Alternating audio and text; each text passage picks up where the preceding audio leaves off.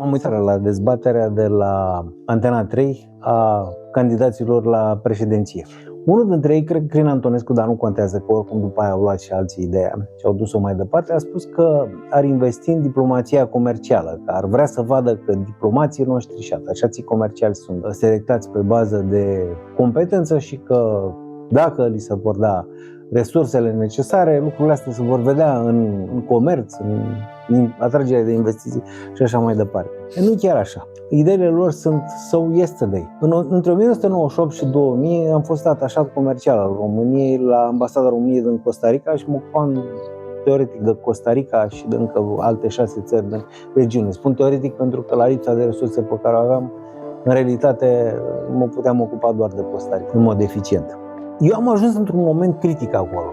Am ajuns în momentul în care predecesorul meu mi-a lăsat moștenire o listă cu contacte într-o agendă și niște clasoare uriașe cu adrese din țările respective, care erau și vechi.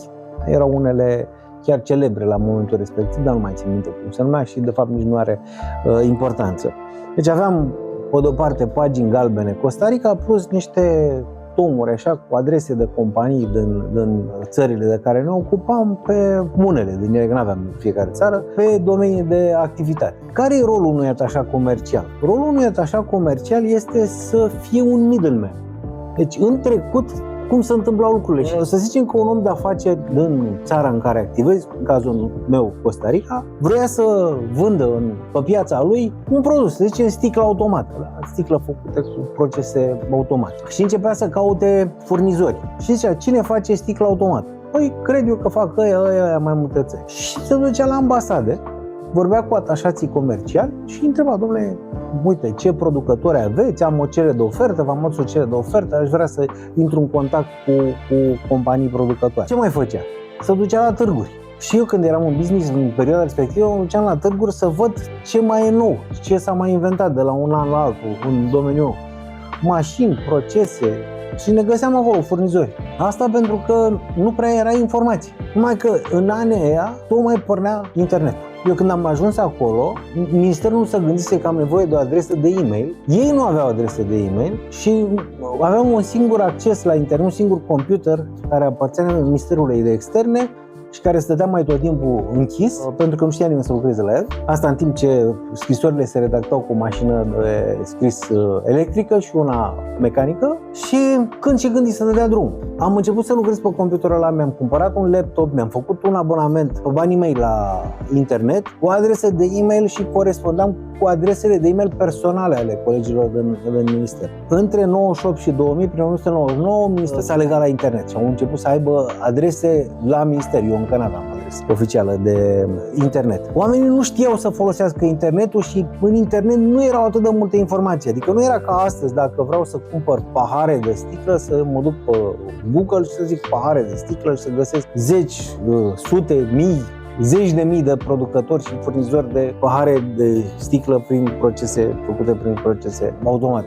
De asta era nevoie de atașații comerciali. Erau niște mijlocitori. Atașatul comercial nu era un vânzător, nu ducea niciodată o vânzare la capăt, că n-aveai voie, nu era firma ta.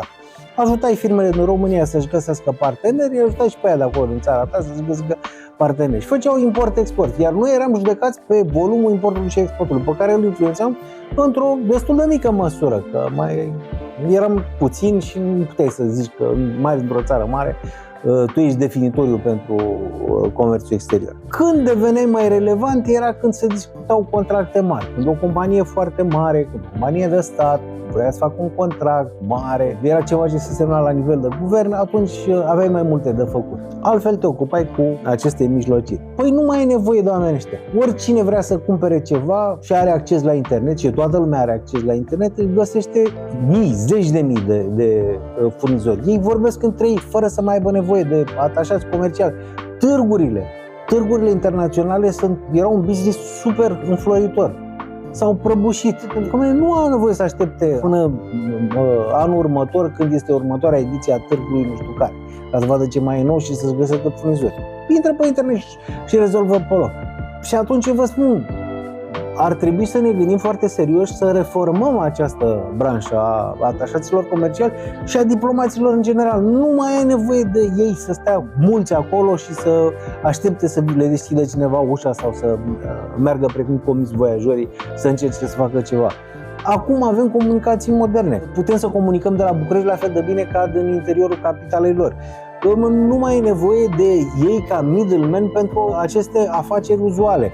Am putea avea câte un reprezentant care să ajute companiile mari care să intre de exemplu, devină furnizori pentru administrațiile centrale și locale din țările vizate, acolo unde se poate lucrul ăsta. Să atragem investiții mari. Probabil că ar fi mult mai eficient să avem o abordare pe proiect decât o abordare de asta generală, să avem și noi un om acolo care să ne reprezinte, ca să trece vreo caravană cu dromade pe drumul mătăsii în drum spre Principatele Române. Deci asta e, lumea s-a schimbat și politicienii noștri nu prea au observat.